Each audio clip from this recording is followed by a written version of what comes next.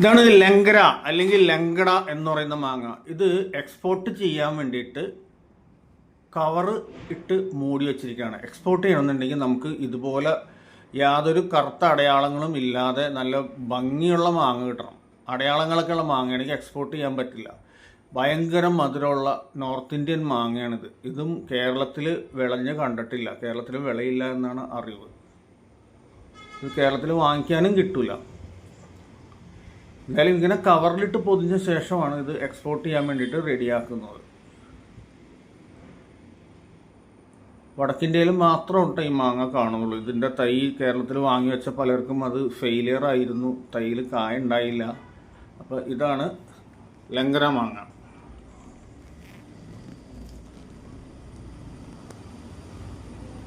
ഇതിന് മണ്ടി വളരെ ചെറുതാണ്, മധുരം വളരെ കൂടുതലാണ്.